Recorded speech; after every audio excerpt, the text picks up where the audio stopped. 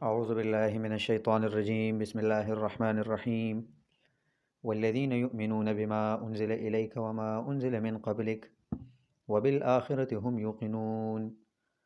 سورہ بقرہ، اس صورت کا مقصد بیان ہے 4 مسائل کا۔ پہلا مسئلہ اس صورت میں اثبات التوحید، یہ ثابت کرتے ہیں کہ اللہ ذات اور صفات میں ایک ہے۔ دوسرا مسئلہ اثبات الرسالہ، یہ ثابت کرتے ہیں کہ رسول اللہ صلی اللہ علیہ وسلم اللہ کے حق اور سچ پیغمبر ہے۔ تیسرا مسئلہ جہاد فی سبیل اللہ، اللہ کی راہ میں جہاد کریں۔ اور چوتھا مسئلہ انفاق فی سبیل اللہ، اللہ کی راہ میں خرچ کریں۔ سورت 4 حصوں میں تقسیم کیا گیا ہے۔ پہلا حصہ آیت نمبر 1 سے آیت نمبر 100 تک، دوسرا حصہ 101 سے 176 تک، تیسرا حصہ آیت نمبر 177 سے 253 تک، اور چوتھا حصہ آیت نمبر 254 سے لاسٹ تک۔ ہر حصے میں ایک ایک مسئلہ بیان کرتا ہے۔ پہلا حصہ آیت نمبر 1 سے آیت نمبر 100 تک، اس میں پہلا مسئلہ اثبات التوحید کا بیان ہے۔ پہلا حصہ جو ہے 100 آیات ہے، 100 آیات ہے۔ یہ پھر 3 بابوں میں تقسیم کیا گیا ہے۔ پہلا باب آیت نمبر 1 سے آیت نمبر 20 تک، دوسرا باب آیت نمبر 21 سے آیت نمبر 39 تک، تیسرا باب آیت نمبر 40 سے آیت نمبر 100 تک۔ پہلا باب آیت نمبر 1 سے آیت نمبر 20 تک تھا۔ اس کا خلاصہ یہ ہے پہلے 20 آیاتوں کا۔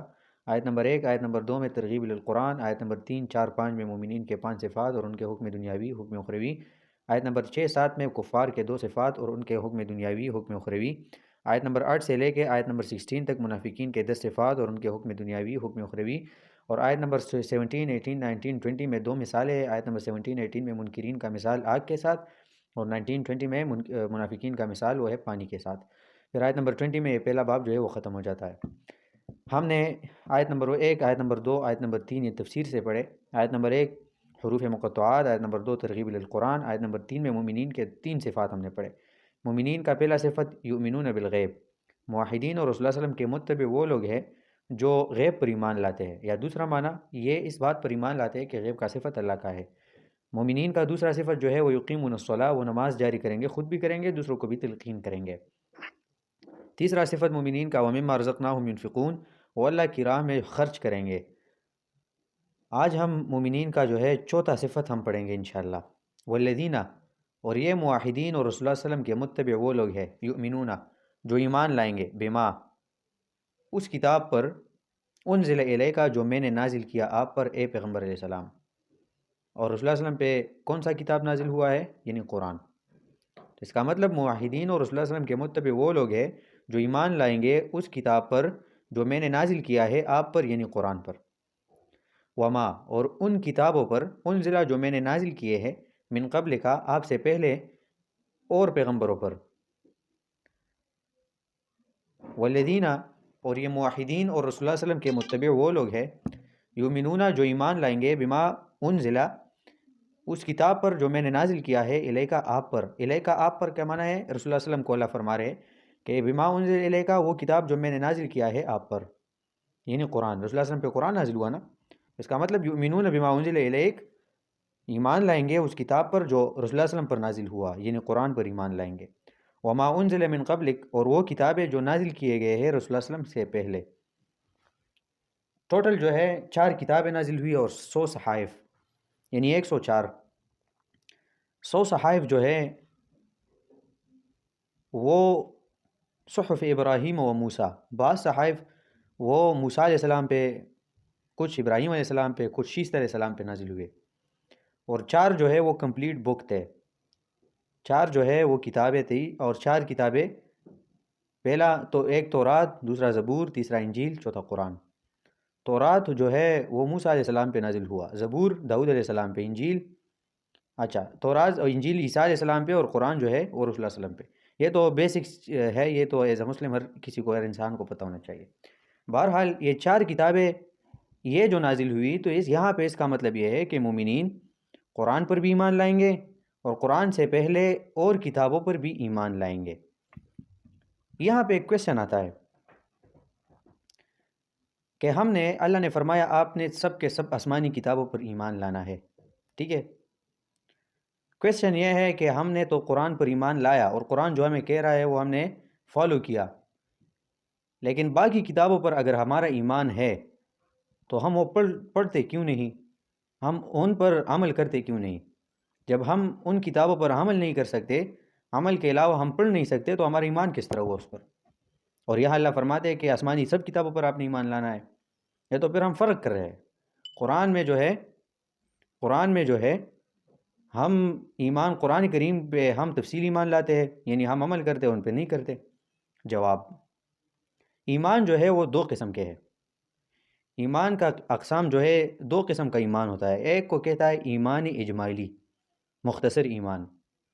سیکنڈ کو کہتے ہیں ایمان تفصیلی، تفصیل سے ایمان۔ ایمان اجمالی سے کہتے ہیں جس کو صرف یہ ماننا کہ ہاں یہ اللہ کی طرف سے ہے بس، باقی نہ ان کو پڑھنا نہ ان پہ عمل کرنا یہ لازم ہے، یہ بالکل لازم نہیں ہے۔ صرف یہ چیز لازم ہے ایمان اجمالی میں کہ یہ صرف ماننا کہ ہاں یہ اللہ کی طرف سے ہے بس۔ دوسرا جو ہے ایمان تفصیلی۔ ایمان تفصیلی وہ ایمان ہے جو ایمان لانا، پڑھنا، ان پہ عمل کرنا، اور اللہ ان کے بارے میں پوچھے گا ہم سے، اور جب نہ پڑھتے یا اس پہ عمل نہ کیا تو ہمیں سزا بھی مل سکتا ہے۔ اس کو ایمان تفصیلی کہتے ہیں۔ تو قرآن کریم کے علاوہ 100 صحائف، تورات، زبور اور انجیل، ان کتابوں پر ہمارا ایمان ہے، لیکن وہ ایمان اجمالی ہے۔ ہم صرف یہ مانتے ہیں کہ اللہ کی طرف سے ہے بس۔ ہم سے باقی نہیں پوچھا جائے گا کہ تورات جو ہے اس میں کیا تھا اور آپ نے عمل کیوں نہیں کیا تھا، وہ منسوخ ہوئے ہے۔ اور تفصیلی ایمان جو ہے وہ ہمارا قرآن کریم پر ہے۔ تو اس کا جواب یہ ہے، ٹھیک ہے۔ تو والذین یؤمنون بما انزل الیک، اب معنی اس طرح ہوا، ٹھیک ہے۔ والذین، یہ موحدین اور رسول اللہ علیہ وسلم کے متبع وہ لوگ ہیں، یؤمنون جو تفصیلی ایمان لائیں گے، بما ان کتاب پر، انزل الیک جو نازل ہوا آپ پر، یعنی قرآن پر، وما اور اجمالی ایمان لائیں گے، انزلہ ان کتاب پر جو نازل کیے گئے ہیں، من قبل کے رسول اللہ علیہ وسلم سے پہلے، یعنی رسول اللہ علیہ وسلم سے پہلے جتنے بھی بکس ہے اسلامی اللہ کی طرف سے، جتنے بھی کتابیں ہیں، تو ان پر ہمارا ایمان ہے لیکن اجمالی ہے، تفصیلی نہیں ہے، ٹھیک ہے۔ اور قرآن کریم پر ہمارا ایمان ہے، وہ تفصیلی ایمان ہوگا، مفصل ایمان ہوگا۔ یاد رکھے قرآن کریم کا 5 حقوق ہے۔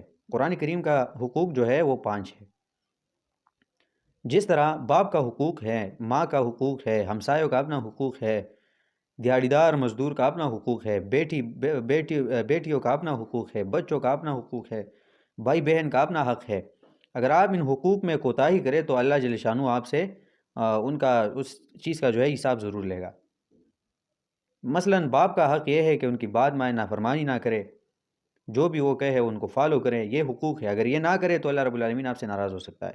ہمسایوں کا اپنا حقوق ہے۔ اسی طرح قرآن کریم کا بھی حقوق ہے۔ اگر ان حقوق میں ایک بھی مسنگ ہو تو آپ نے قرآن کا حق ادا نہیں کیا۔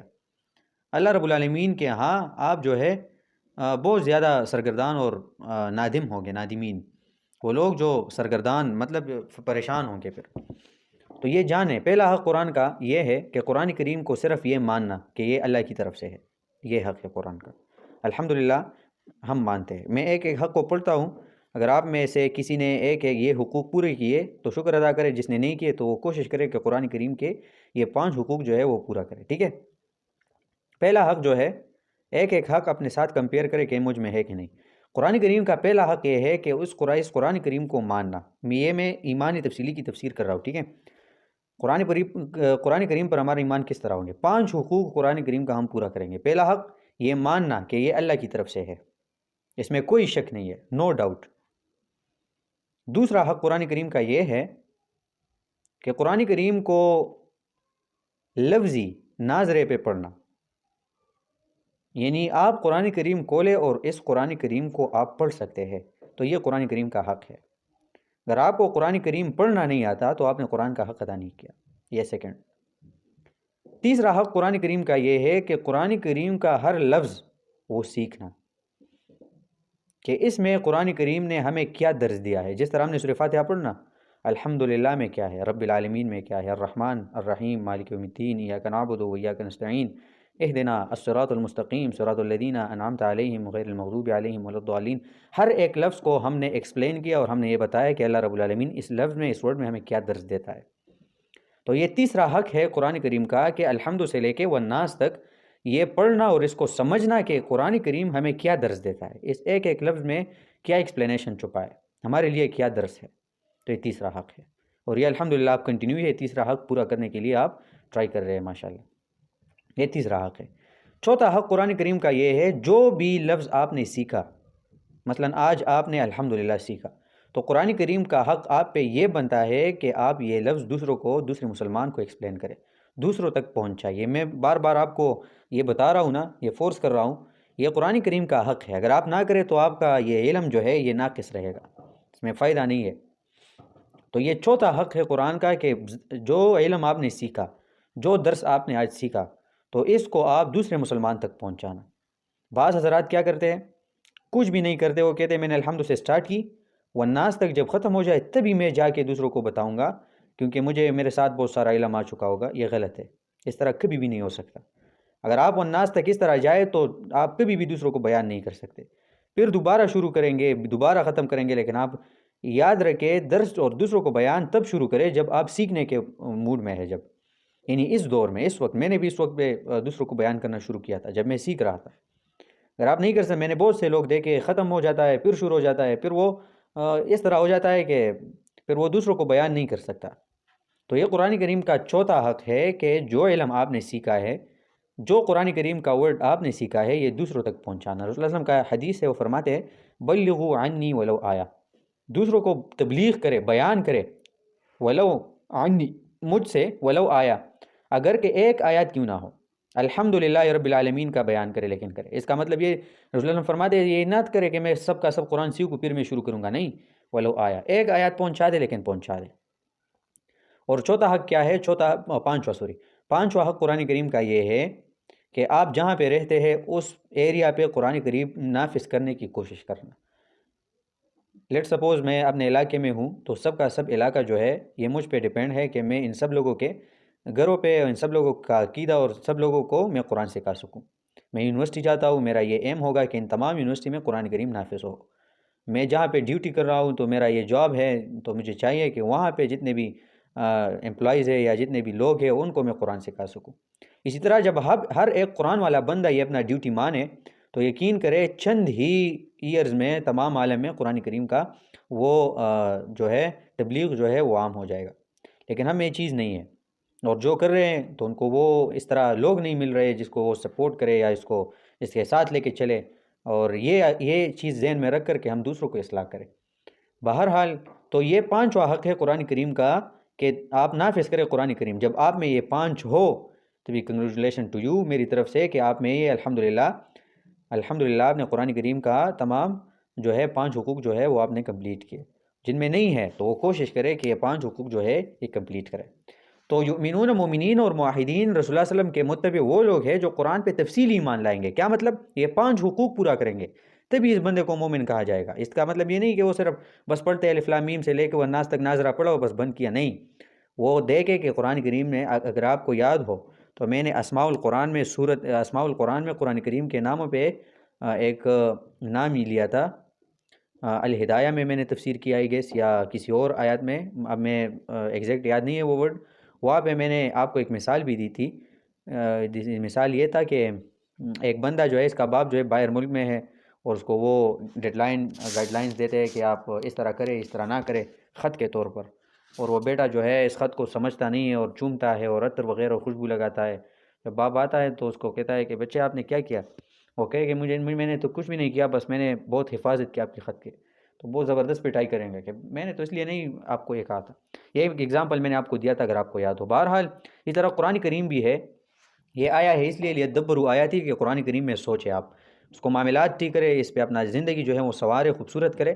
لیکن ہم نے کیا اس کو زبردست کپڑوں میں اور زبردست جگہوں پہ ہم نے یہ قرآن کریم رکھا، جب جھگڑے ہو جائے تو قسم کے لیے اٹھایا، جب شادی ہو تو دلہن کے سر کے اوپر ہم پکڑ کر نیچے دلہن گزر جاتی ہے کہ ان کی زندگی میں برکت آئے، لیکن کھولتے نہیں ہے کہ اس میں قرآن کریم کا کیا ہے۔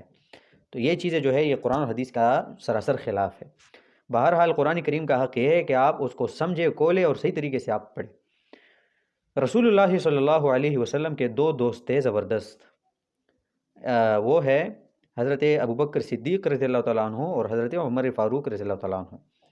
اور وہ 2 جو ہے یہ اس میں ایک تھا جو حضرت ابوبکر صدیق رضی اللہ تعالیٰ عنہ اور رسول اللہ صلی اللہ علیہ وسلم کے مزاج شناس تھے۔ کیا مطلب؟ رسول اللہ صلی اللہ علیہ وسلم کے مزاج کو وہ سمجھتے تھے کہ اب رسول اللہ صلی اللہ علیہ وسلم کس موڈ میں ہے، غصے میں ہے یا صحیح موڈ میں ہے یا بات کرنے کی موڈ میں ہے یا کس موڈ میں ہے۔ لائف میں ہوتا ہے کہ ایسا بندہ کبھی کبھی جس کو انسان کا جو ہے وہ موڈ پتہ چل جاتا ہے کہ اس بندے کا موڈ اب کس طرح ہے۔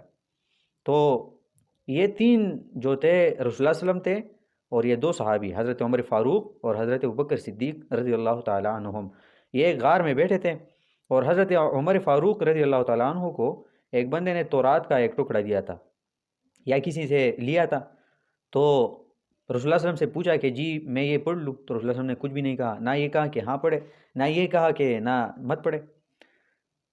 حضرت عمر فاروق رضی اللہ عنہ نے شروع کیا پڑھنا تورات کا ایک نسخہ۔ ادھر ایک طرف حضرت عمر فاروق جو ہے وہ پڑھتے تھے، دوسری طرف جو ہے رسول اللہ صلی اللہ علیہ وسلم کا وہ مزاج جو ہے، وہ موڈ جو ہے، وہ توڑا توڑا آہستہ آہستہ غصے کی طرف جا رہا ہے، کافی غصہ ہوا رسول اللہ صلی اللہ علیہ وسلم، اور غصے کی نشانی رسول اللہ صلی اللہ علیہ وسلم پر اس طرح جو ہے وہ صادر ہو جاتا تھا، کیا مطلب کہ بعض انسان کا غصہ چہرے پہ شو ہو جاتا ہے مختلف سمٹمز پر، بعض لوگوں کا جو ہے وہ آنکھ جو ہے وہ گیلا ہو جاتی ہے، مطلب آنسو نظر آتے ہیں غصے کے ٹائم پہ، انسان سمجھ جاتا ہے کہ غصہ ہے، بعض جو ہے بعض لوگوں کا جو رنگ وہ بالکل سرخ ہو جاتا ہے، بعض لوگوں کا جو ماتھے پہ یہ وسل ہے وہ پرومیننٹ نظر آ جاتی ہے، تو مختلف سا جو چیزیں ہیں انسان کے چہرے پہ وہ واضح ہو جاتا ہے، پھر انسان کو پتہ چل جاتا ہے کہ یہ بندہ غصہ ہے۔ تو رسول اللہ صلی اللہ علیہ وسلم کا طریقہ وہ تھا غصے کا کہ رسول اللہ صلی اللہ علیہ وسلم کا جو ویسل ہے نا، تو ہم رگ کہتے ہیں، تو رگ وایو، تو وہ جو ہے وہ بالکل کلیئر نظر آ رہا تھا ماتھے پہ۔ تو حضرت عمر فاروق سمجھ گیا، حضرت ابوبکر صدیق نے سمجھ گیا کہ رسول اللہ صلی اللہ علیہ وسلم اب بہت غصہ ہو رہے ہیں، تو حضرت عمر فاروق کو حضرت ابوبکر صدیق کیا کہتے ہیں کہ عمر آپ نہیں دیکھتے رسول اللہ علیہ وسلم کی حالت کو، عجیب انسان ہو آپ۔ تو حضرت عمر نے جب دیکھا تو ڈائریکٹ وہ تورات کا نسخہ جو ہے وہ بند کیا، کیونکہ وہ سمجھ رہے تھے کہ رسول اللہ صلی اللہ علیہ وسلم ہمارے لیے سب کچھ ہے، کیونکہ ہمیں وہ قرآن سکھایا، ہمیں عقیدہ سکھایا، ہمیں صحیح معنوں میں انسان بنایا۔ قرآن سے پہلے تو انسان کچھ بھی نہیں ہوتا، جانوروں جیسا جو ہے وہ حرکتیں کرتا رہتا ہے، حقوق نہیں جانتے، بیوی بچے یا اپنی بھائی بہن کا وہ حقوق نہیں جانتے۔ قرآن کے علاوہ بندہ کوئی انسان نہیں ہوتا۔ یہ قرآن کریم کی آیات ہے، کبھی قرآن کریم گدھا کہتے ہیں، کبھی قرآن کریم کتا کہتے ہیں۔ جن لوگوں کے زندگی میں قرآن نہ ہو، اللہ کا حقوق نہ ہو، تو اس بندے کی مثال جو ہے سورہ اعراف میں، سورہ جمعہ میں انشاءاللہ ہم پھر کبھی پڑھیں گے۔ تو حضرت عمر فاروق کو یہ بات جو ہے یہ کلیئر تھا کہ غصے کے دوران انسان کچھ بھی کہتا ہے، لیکن میرا استاد مجھے کچھ نہ کہے، ایسا یہ بہت برا ہوگا کہ جب میرا استاد مجھ سے ناراض ہو تو شاید میرا تمام اعمال جو ہے وہ برباد ہو جائے۔ اور یہ حقیقت بھی یہی ہے، جو انسان آپ کو عقیدہ جو ہے وہ ایکسپلین کرے، کہ انسان آپ کو زندگی کا مقصد جو ہے وہ آپ کو بتا دے، اور پھر کئی باتوں پہ آپ بیعت بھی کرے یا کچھ نہ کچھ وہ کرے نا، تو آپ کا جو عقیدہ اور اعمال ہے وہ برباد ہو جاتے ہیں۔ بہرحال تو حضرت عمر فاروق نے فرمایا کہ رضیت باللہ ربا وبالاسلام دینا وبمحمد صلی اللہ علیہ وسلم نبیا، یہ تین الفاظ جو ہے، یہ تین جملے یہ بار بار کہتے تھے، رضیت باللہ ربا وبالاسلام دینا وبمحمد صلی اللہ علیہ وسلم نبیا۔ رضیت باللہ ربا، میں راضی ہوں اس بات پر کہ اللہ میرا رب ہے، وبالاسلامی دینا، اور میں راضی ہوں اس بات پر کہ اسلام میرا دین ہے، وبمحمد صلی اللہ علیہ وسلم نبیا، اور میں راضی ہوں اس بات پہ کہ محمد صلی اللہ علیہ وسلم میرا پیغمبر ہے، میرا نبی ہے۔ یہ کیوں کہتے تھے؟ کیونکہ رسول اللہ صلی اللہ علیہ وسلم کے ذہن میں یہ نہ آئے کہ عمر یہ تورات کا نسخہ پڑھ رہا ہے، شاید اس کا کچھ شوق ہوا ہو، یا شاید اس کا موسیٰ علیہ السلام کے زمانے میں پیدا ہونے کا ایک شوق پیدا ہوا ہو کہ میں اگر اس زمانے میں نہ ہوتا وغیرہ وغیرہ۔ تو بار بار یہ کہتے تھے کہ یہ میں نے ویسے ہی کہا، اس طرح نہیں کہا اپنے استاد کو کہ آپ اس ویسے غصہ ہو رہے، میں نے تو اس طرح ہی پڑھا۔ بعض بے ادب شاگرد ہوتے ہیں نا جو چیخ رہے ہوتے ہیں، نہیں میں نے تو اس طرح پڑھا اور آپ اس طرح ہو گئے، نہیں، وہ بار بار یہ کہتے تھے کہ میں راضی ہوں اللہ میرا رب ہے، میں راضی ہوں کہ اسلام میرا دین ہے، میں راضی ہوں کہ رسول اللہ صلی اللہ علیہ وسلم میرا نبی ہے۔ اور پھر رسول اللہ صلی اللہ علیہ وسلم کو فرمانے لگے کہ جی بس مجھ سے بہت بڑی غلطی ہوئی ہے، آپ کچھ نہ کہے غصے میں، میں سمجھ نہیں گیا، میں نے یہ تورات کا نسخہ جو ہے یہ آپ کی اجازت کے بغیر پڑھ لیا۔ آپ کو پتہ ہے رسول اللہ صلی اللہ علیہ وسلم نے کیا فرمایا؟ رسول اللہ صلی اللہ علیہ وسلم نے فرمایا، اے عمر لو کان موسیٰ حیا ما وسعہ الا اتباعہ، تورات کا نسخہ، تورات جو ہے وہ موسیٰ علیہ السلام پہ نازل ہوا ہے، اور رسول اللہ صلی اللہ علیہ وسلم فرما رہے ہیں عمر رضی اللہ عنہ کو، لو کان موسیٰ حیا، اگر موسیٰ علیہ السلام ابھی بھی زندہ ہوتے، لیٹ سپوز ابھی بھی زندہ ہوتے، ما وسعہ الا اتباعہ، موسیٰ علیہ السلام کا بھی اتنا طاقت نہیں تھا کہ وہ تورات پڑھے، الا اتباعہ، لیکن وہ قرآن پڑھ رہے ہوتے، مطلب موسیٰ علیہ السلام کو بھی یہ اجازت نہیں تھا کہ وہ تورات کا نسخہ پڑھے، وہ اس پر قرآن پڑھنا وہ لازم ہے۔ دوسری طرف یہ ایک واقعہ یہ ہوا، دوسری طرف حضرت عیسیٰ علیہ السلام پہ جو کتاب نازل ہوا وہ ہے انجیل، ٹھیک ہے، اور ہمارا ایمان ہے کہ عیسیٰ علیہ السلام جو ہے وہ آسمانوں میں ہے، زندہ ہے، اس کا بدن اور روح دونوں جو ہے وہ آسمانوں میں ہے، ٹھیک ہے۔ بعض عیسائی حضرات جو ہے وہ اعتراض کرتے ہیں نا کہ آپ کے دین میں یہ فرض ہے، یہ چیز لازم ہے کہ ایک بندہ جو ہے 1 سال میں زکوٰۃ دے گا ضرور، اور اسی طرح ایک بندہ جو ہے سال میں یہ کرے گا، آپ کی عبادت کریں گی، لیکن عیسیٰ علیہ السلام تو آسمان میں ہے، وہ ادھر کن لوگوں کو زکوٰۃ دیتا ہے یا کیا کرتا ہے وغیرہ وغیرہ۔ تو اس کا جواب یہ ہے کہ قرآن کریم میں اور احادیث میں یہ مینشن ہے کہ دنیا میں 1000 سال اور آسمانوں کا جو ہے 1 دن یہ برابر ہے، مطلب آسمان میں 1 دن گزر جائے نا، اور تو دنیا میں 1000 سال گزر جاتا ہے۔ تو عیسیٰ علیہ السلام کا دنیا سے جانے کے بعد جو ہے آسمان پر جب وہ گیا تو ابھی 2000 سال جو ہے 2024 چل رہا ہے نا، تو 2024 جو ہے 2024 سال ہوئے ہیں عیسیٰ علیہ السلام کا آسمان جانے کے بعد۔ تو ہم یہ کہتے ہیں، جواب یہ ہے کہ ان کا تو 2 دن ہوئے اوپر جو ہے، اس نے تو 2 دن ہی گزارے نا، جب وہ سال گزارے گا تو پتہ نہیں اس وقت قیامت آ چکا ہوگا۔ بہرحال عیسیٰ علیہ السلام جو ہے ہمارا ایمان ہے وہ آسمانوں میں ہے، اور آخری زمانے میں وہ آئے گا، لیکن وہ جب آئے گا وہ یہ نہیں کرے گا کہ یہ میں تو پیغمبر تھا اور میرا کتاب جو ہے وہ انجیل تھا اور میں انجیل نہیں، وہ گیا پیغمبر لیکن آئے گا دنیا میں ایک امتی کے طور پر، اور وہ رسول اللہ علیہ وسلم کی امتی ہوگا، اور وہ قرآن کریم پڑھے گا۔ ان کا ایمان بھی جو ہے وہ قرآن کریم پہ مفصل ہوگا، ان کا بھی یہ عقیدہ ہونا ضروری ہے کہ حضرت عیسیٰ علیہ السلام بھی قرآن کریم پہ تفصیلی ایمان لائیں گے، اور پہلی کتاب اگرچہ انجیل ان پہ نازل ہوئی لیکن پہلی جو بکس ہے وہ نازل ہوئی تو ان پر عیسیٰ علیہ السلام کا ایمان جو ہے وہ اجمالی ہوگا۔ تو والذین، یہ معاہدین اور رسول اللہ علیہ وسلم کے متبع وہ لوگ ہیں، یؤمنون جو ایمان لائیں گے، جو ایمان لائیں گے تفصیلی ایمان، بما ان کتاب پر، انزل الیکا جو نازل کیا ہے میں نے آپ پر یعنی قرآن، وما اور وہ کتابیں انزلہ جو نازل ہوئے ہیں